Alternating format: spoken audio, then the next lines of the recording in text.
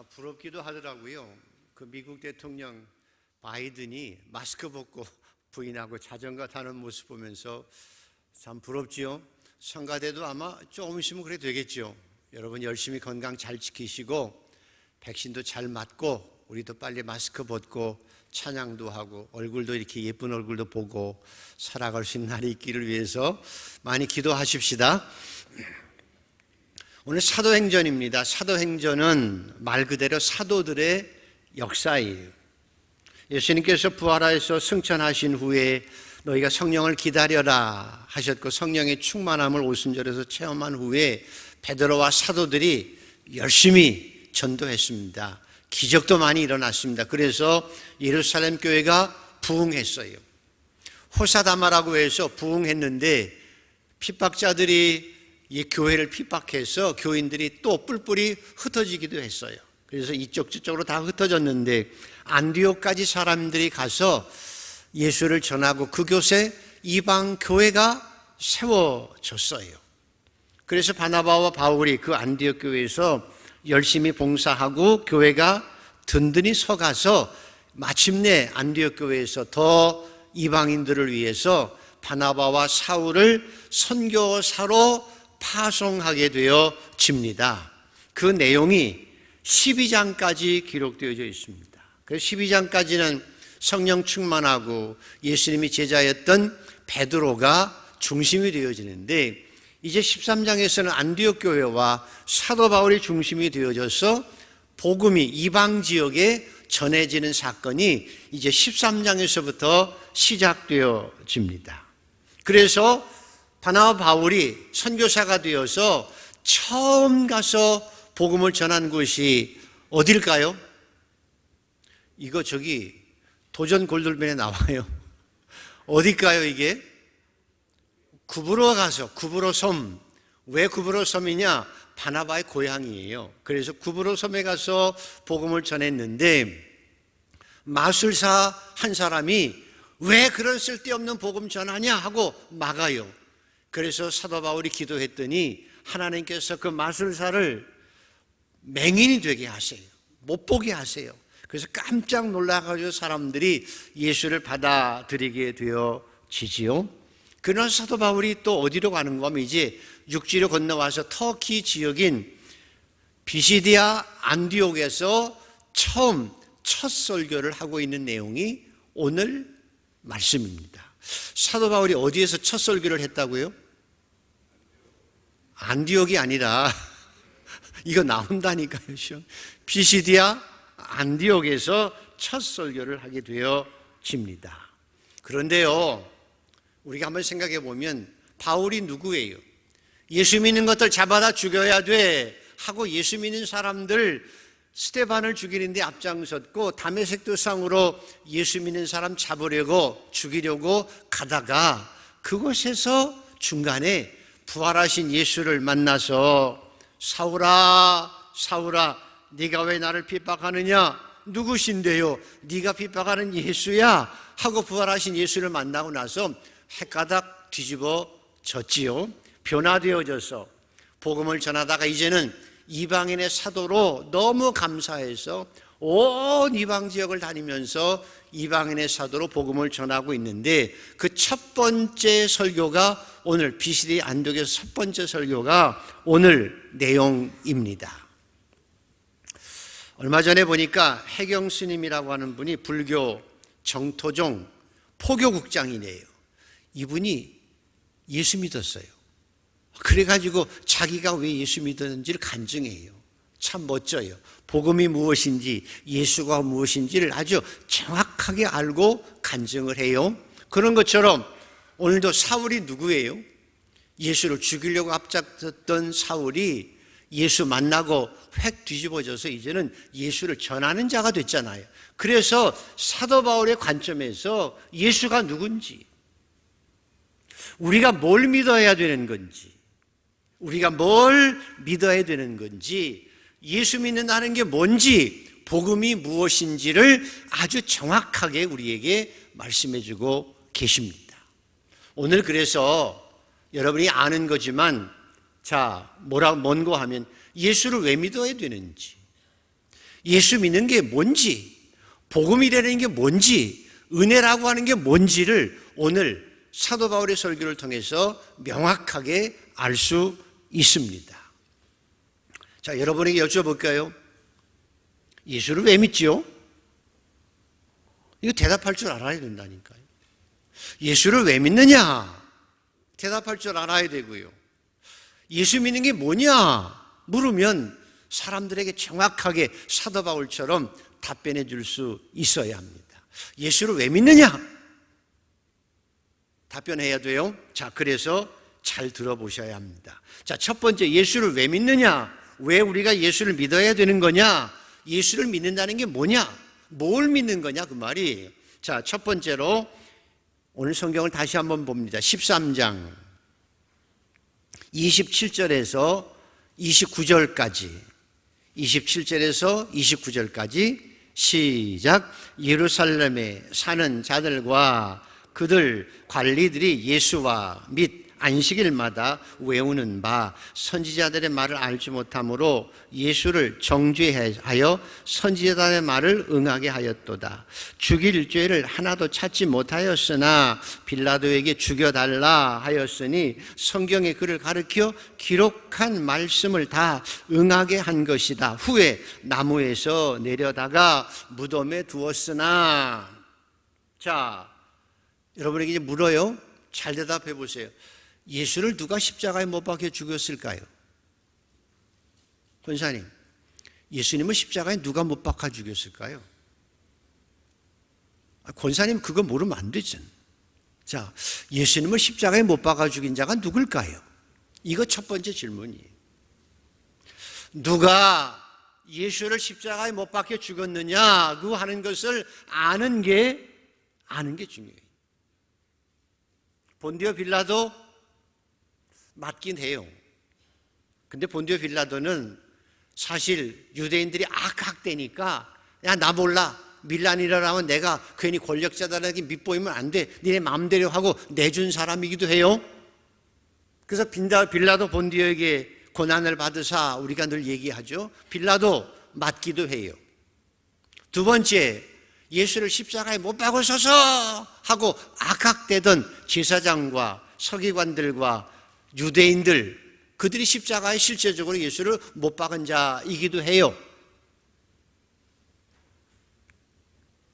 그런데 오늘 말씀은 성경의 글을 가르쳐 거룩한 말씀을 다 응하게 한 것이다 라고 말씀한 이유는, 예수님의 십자가의 죽음은 빌라도를 통해서, 제사장과 서기관들을 통해서 이루어졌지만 인류의 죄를 구속하시려고 하는 하나님의 구원의 계획 속에서 전제되고 계획되고 이루어졌다는 거예요.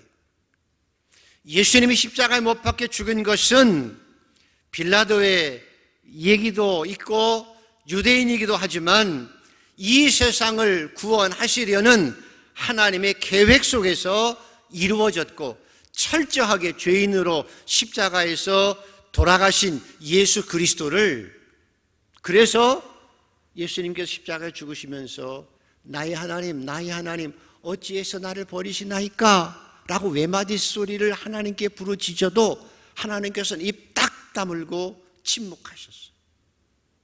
왜? 예수님이 인류의 죄를 대신 뒤집어 쓰고 십자가에서 죄인으로 죽으시는 거예요. 십자가에서 죄인으로 죽으시는 거예요. 그래서 하나님께서 아무리 예수님께서 외쳐도 입 딱 다무시고 침묵하시고 외면하시고, 사실은 죄인인 예수 그리스도를 버리신 거예요.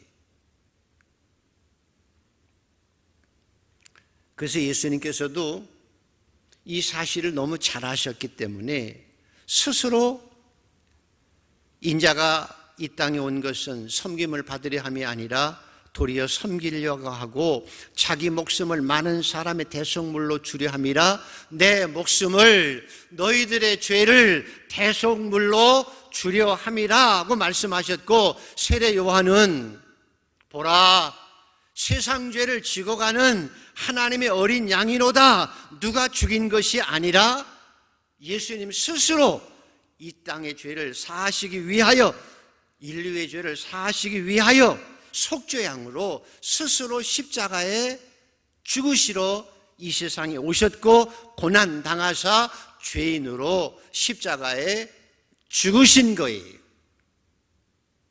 그래서 한 신학자는 예수님이 십자가의 죽음을 이렇게 표현해요. 십자가에 달리신 하나님이라고 표현해요.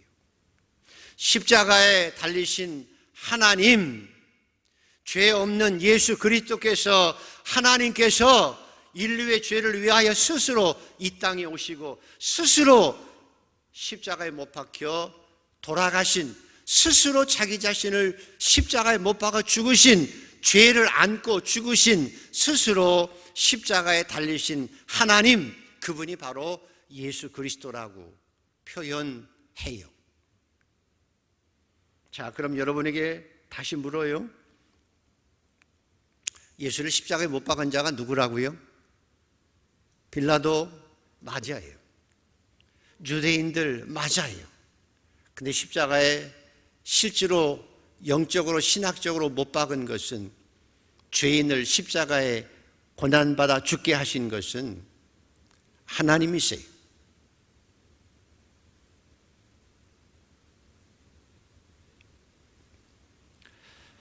그리고 영적으로는요, 실제로 영적으로는, 구원론적으로 보면 죄의 값은 뭐지요? 사망이. 모든 사람이 죄를 범하였음에 하나님의 영광이 이르지 못하더니, 모든 사람이 다 죄를 지어서 구원받을 수 없는 그 상황에서 우리가 아직 죄인 되었을 때에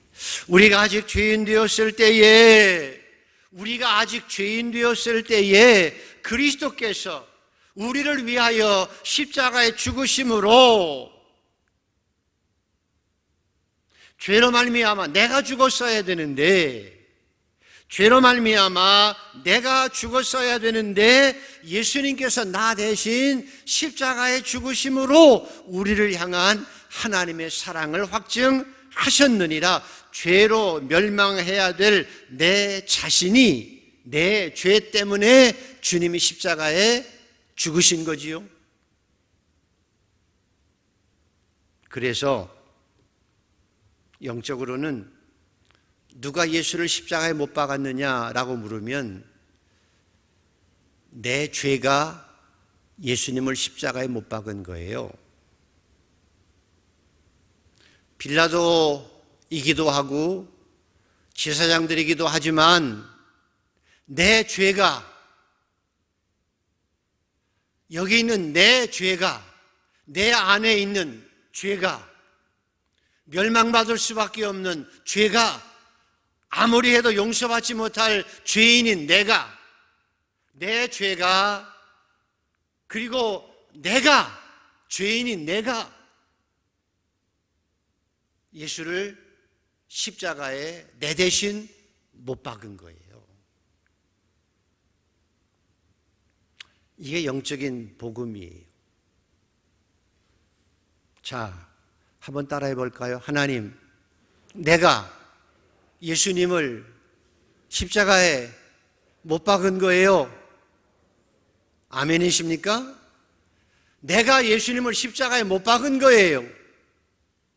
내 죄가 예수님을 십자가에 나 대신 못 박아 죽인 거예요.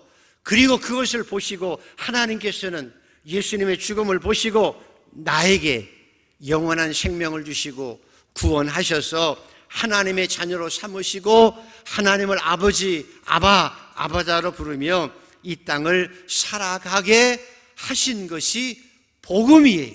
복음. 이걸 복음이라고 하는 거예요.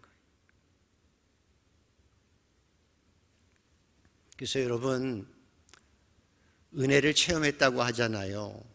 예수 그리스도를 인격적으로 체험했다고 그러잖아요. 그 말이 무슨 말인가 하면, 예수 그리스도를 내 죄가 예수님을 나 대신 십자가에 못 박았음을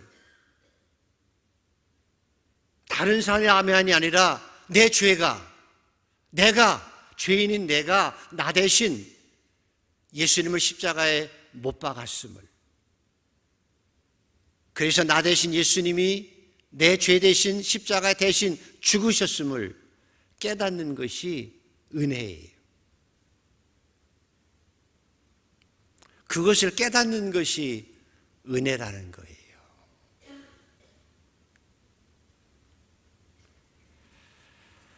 그것을 더 구체적으로 설명해요. 자, 38절, 39절을 한번 읽어 보십시다. 38절, 39절 시작. 그러므로 형제들아, 너희가 할 것은 이 사람을 힘입어 죄사함을 너희에게 전하는 이것이며, 또 모세의 율법으로 너희가 의롭다 하심을 얻지 못하던 모든 일에도 이 사람을 힘입어 믿는 자마다 의롭다 하심을 얻은 이것이라. 다시 한번 읽어보죠. 시작. 그러므로 형제들아, 너희가 할 것은 이 사람을 힘입어 죄사함을 너희에게 전하는 이것이며, 또 모세의 율법으로 너희가 의롭다 하심을 얻지 못하던 모든 일에도 이 사람을 힘입어 믿는 자마다 의롭다 하심을 얻는 이것이니라. 아멘. 이해가 되시면 아멘. 깨달아 주시면 아멘. 너희가 알 것은, 우리가 진정 알아야 될 것은, 너희가 알아야 될 것은 예수로 인해서 죄사함을 너희가 받는 것이니라. 그리고 하나님 앞에 의롭다 인정을 받는 것이다. 이거예요.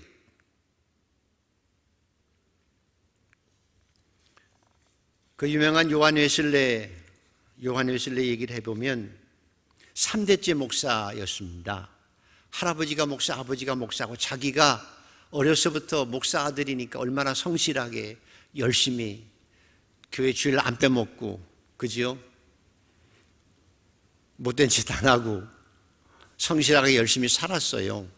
그래서 착하고 성실하고 경건해 보이는 요한 웨슬레를 사람들이 너 신학교 가라. 그래서 옥스퍼드 대학의 신학부에서 신학을 공부했어요. 신학을 공부하면서도 옥중의 죄수들을 돌보고 죄를 짓지 않기 위해서 부지런히 노력하고 모범적인 신앙생활 하려고 애썼다니까요. 그리고 대학 추천으로 너 이제 성실하게 복음 한번 전해봐. 그래서 아메리카에 가서 인디언 선교를 한번 해봐. 그래서 인디언 선교를 하기 위해서 배 타고 아메리카로 가는 중에 풍랑을 만났습니다. 막 배가 뒤집어질 것 같은 상황에서 신학을 공부한 이 웨슬레가 벌벌 떨었어요. 왜 벌벌 떨었을까요? 장가도 안 갔는데 죽으면 안 되잖아요. 어쨌든 벌벌 떨었어요. 막 무서워서, 죽음이 두려워서 벌벌 떨었다는 거예요. 그런데 자기는 죽음이 두려워서 벌벌 떨고 있는데, 신학생인 목사인 자기는 벌벌 떨고 있는데, 저쪽에서 한 25명 되는 하나님의 사람들, 모라비안 파들이 찬양을 막 부르면서 풍랑 속에서 아무런 걱정 없이 평안하게 찬양을 막 하면서 기도하고 있는 거예요. 그래서 쇼킹을 받았어요. 아니, 나는 왜 죽음이 두려운데 저들은 두려움 없이 저렇게 위기 속에서 죽음 앞에서도 찬양할 수 있는 능력이 뭘까? 그리고 배에서 내렸는데 먼저 가 있던 선교사가 영접을 하면서 물어요. 선교사로 온 웨슬레는 물어요. 웨슬레 짠, 예수 그리스도를 아십니까? 라고 물어요. 신학생이에요. 인디언 선교하러 왔어요. 그런 선교사 온 짠에게 예수 그리스도를 믿으십니까? 예수 그리스도를 아십니까? 라고 물어요. 황당하죠? 여러분한테 한번 물어볼까요? 권사님, 예수를 아십니까? 예수를 믿으십니까? 근데 그 질문 속에서 요한일서의 갈등을 느껴요. 그러다가 이렇게 대답해요. 예, 예수님이 인류의 죄를 위해서 십자가에 죽으신 구세주임을 내가 알고 믿습니다 라고 대답했지만 마음이 한쪽에 석연해요. 그리고 선교 열심히 하다가 다시 돌아왔는데 영국으로 늘 갈등이 있어요. 당신이 예수 그리스도를 아십니까? 예, 이 세상을 구원하신 예수 그리스도를 알지요. 당신이 예수를 믿습니까? 믿지요. 인류를 구원한 예수를 믿는데 마음속에. 근데 나는, 예수와 나는, 예수 안에서 정말 나는 구원받았나? 라는 늘 갈등이 생겨서 하나님, 내가 이런 갈등 생기지 않도록 도와달라고 열심히 기도해요. 뒤집어지고 엎어지는 자기 자신을 놓고 기도한다니까요. 부흥에 참여해서 예배 드리는 가운데 갑자기 뜨거운 마음이 생기더니 마음속에 내가 죄인이었구나, 내가 지금도 죄인이구나 라는 생각이 문득 들어요. 내가 이제까지 목사로 살아왔는데, 선교사로 살아왔는데, 그래도 내가 하나님 앞에 의롭다고 열심히 살아가고 경건하게 살려고 노력했는데, 내가 이제 보니 하나님 앞에 빨가벗은 죄인임을 순간 느끼게 되는 거예요. 내가 하나님 앞에 빨가벗은 죄인이구나. 내가 아무리 경건하게 살려고 노력했고 보혈고 노력했는데도 아무리 해도 내가 하나님 앞에 의롭게 되지 못한 죄인이구나. 겉으로는 경건한 것 같아도 내 속에는 아직도 미움이 있어요. 내 속에는 아직도 질투가 있어요. 내 마음에는 아직도 나 자신을 드러내고 싶은 교만이 더 커요. 겉으로는 거룩한 것 같은데 속을 들여다보니까 말할 수 없을 만큼 추하고 누구한테 얘기할 수 없을 만큼 더럽고 악한 모습들의 내 속에 있는 것을 성령께서 깨닫게 해 주시는 거예요. 그래서 하나님 앞에 외친 거예요. 하나님, 제가 죄인입니다. 목사 이전에 죄인입니다. 하나님, 제가 죄인입니다. 추한 죄인입니다. 내가 죄인입니다. 너무 죄가 많습니다. 제 힘으로는 도저히 이 죄를 감당할 수 없고 하나님 앞에 설 수 없는 죄인입니다 하고 외마디 소리로 하나님 도와주세요 하고 하나님, 내가 죄인입니다 하고 외쳤쓰고 하나님의 부르짖었을 때 십자가가 보였어요. 그리고 십자가에 달리신 예수 그리스도께서 내 죄 때문에 저렇게 고난받고 있는 것이 마음에 느껴진 거예요. 내가 예수님이 나 때문에 십자가에 죽으셨구나, 내 죄 때문에 죽으셨구나 믿어지는 거예요. 내가 이제까지는 잘나게 생각했고 목사의 아들이었고 목사였고 경건하게 살아와서 나도 나름대로 선교사로 살아가고 내 의가 하나님 앞에 의롭다고 생각되어졌는데 지나가 보니까, 하나님 앞에 서고 보니까, 십자가 앞에 서고 보니까 내가 죄인이.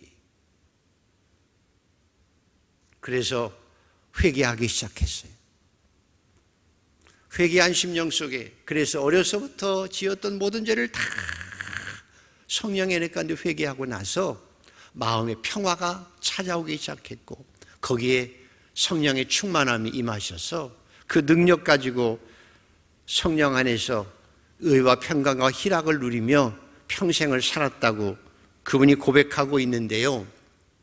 그렇게 자기가 하나님 앞에 거듭났다고 얘기하는 그 시간이 신학교 갈 때가 아니, 목사 안수 받을 때가 아니었다는 거예요. 그 후에 1738년 5월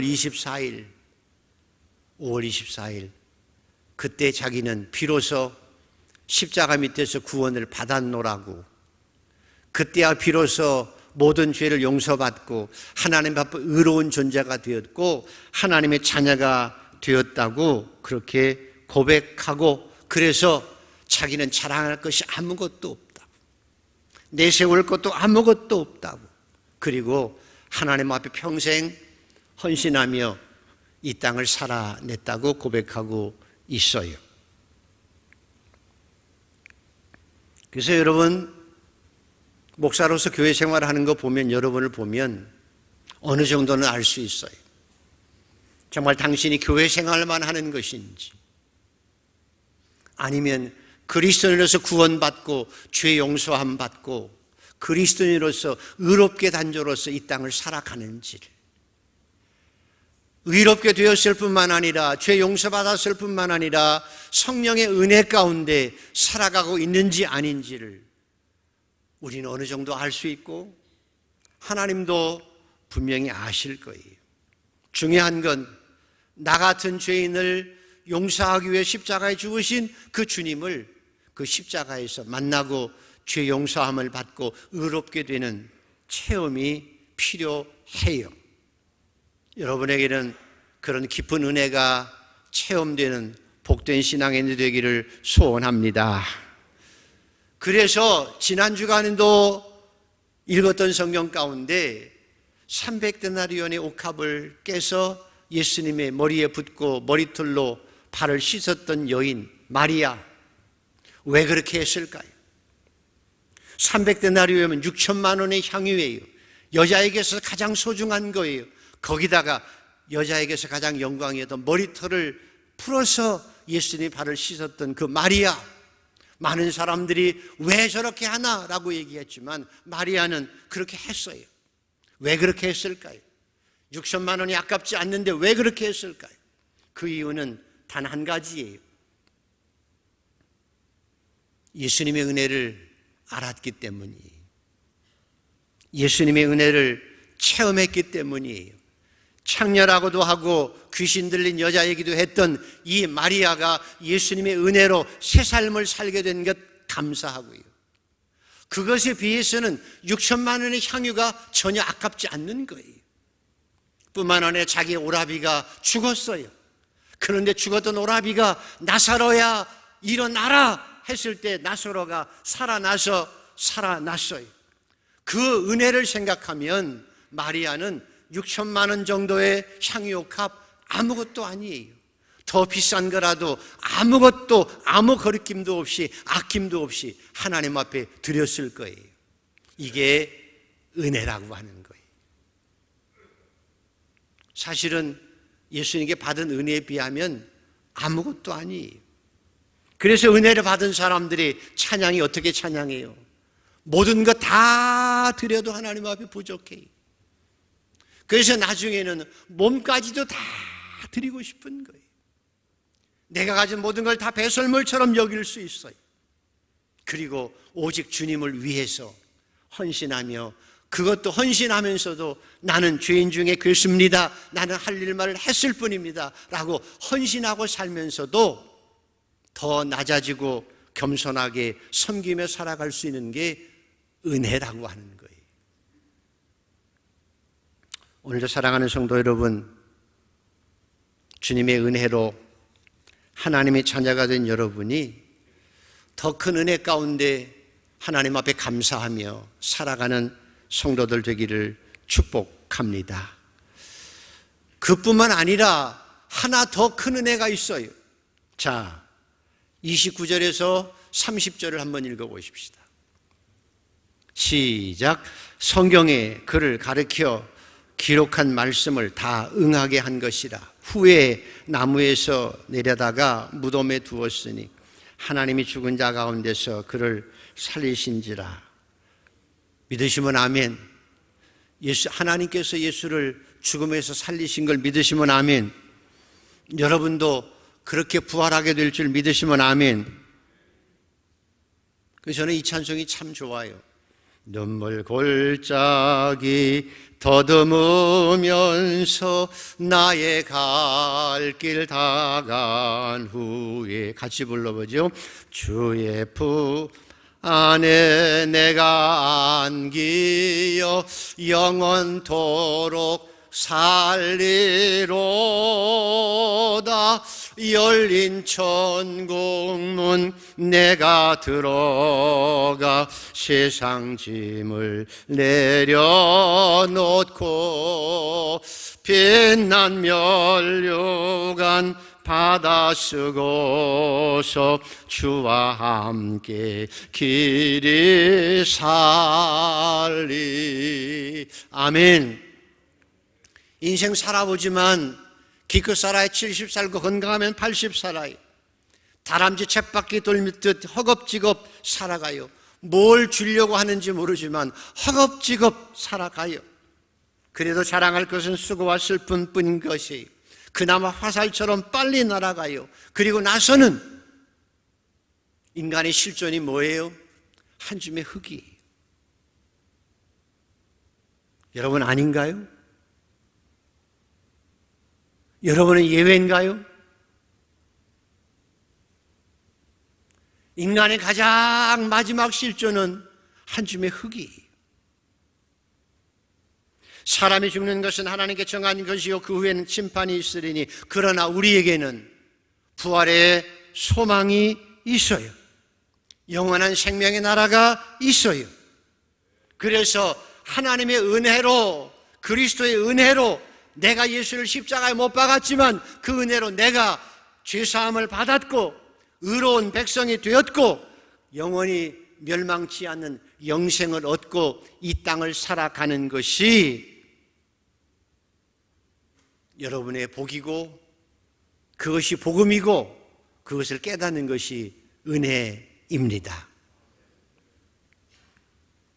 그래서 그 은혜를 43절을 한번 읽어보십시오.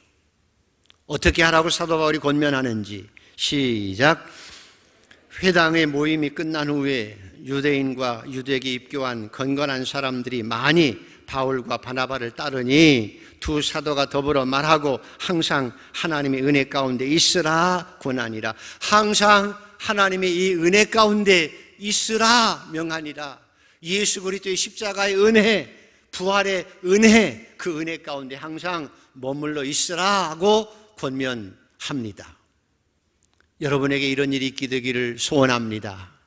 은혜 가운데 있게 되기를 축복합니다. 지난주 신문을 보면서 좀 속상한 게 있었는데요. 법무부 차관 되신 분이 참 법무부 차관 되는 게 쉬워요? 참 어렵잖아요. 장관 되고 차관 되는 게 장난이 아니잖아요. 얼마나 많이 그동안 노력했을까요? 얼마나 많이 수고했을까요? 그런데 어쩌시다가 술 잡수시고 택시기사를 폭행하셨는데 안 했다고 하다가 결국 비디오가 나와가지고 차관을 불명예스럽게 그만둔 그 사람은 얼마나 속상하고 주변 분들은 얼마나 안타까울까요? 안타까우고 속상하지요? 만약에 우리 식구가 그랬다고 하면 가슴이 터질 일이 아니겠습니까? 어떤 분은 허겁지겁 돈은 많이 벌었는데 살만하게 되었는데 건강을 잃은 분도 있고요. 주변에 보면 권력을 얻었는데 자식들과 친구들을 잃어버린 분도 있고요. 빌 게이츠가 세상 사람들이 다 선호하고 환호하지만 그렇게 자선 일을 많이 했어도 아내와 가정을 잃은 것 보면 참 씁쓸하지요. 여러분은 가장 소중한 은혜를 잃지 않고 끝까지 지켜가는 성도들 되기를 축복합니다. 그게 중요합니다. 은혜를 받는 게 중요하고 은혜를 체험했지만 그 은혜를 지속해서 유지해가는 것이 더 중요해요. 그래서 요한계시록에 보면 대표적인 교회 에베소 교회를 향해서 내가 다 칭찬하는데 너를 책망할 것이 하나 있는데 너는 처음 사랑을 잃어버렸느니라. 회개해서 처음 행위를 가지지 않으면 내가 내 촛대를 옮기겠다 말씀하잖아요. 그래서 사도 바울이 이렇게 고백해요. 내가 다름질하는 것을 허공치는 것처럼 하지 아니하고 내가 내 몸을 쳐 복종하게 함은 내가 담대히 복음을 전파한 후에 내가 도리어 하나님 앞에 버림을 받을까 두려워함이니라. 그래서 내가 날마다 십자가의 날을 못 받고 날마다 나는 죽노라. 저도 목사이지만 그런 기도해요. 하나님, 제가 날마다 십자가에 못 박혀 죽게 하여 주시옵소서. 은혜를 잃어버리지 않게 하여 주시옵시고, 도리어 은혜 가운데 머물고 더 큰 은혜 가운데 더 풍성한 하나님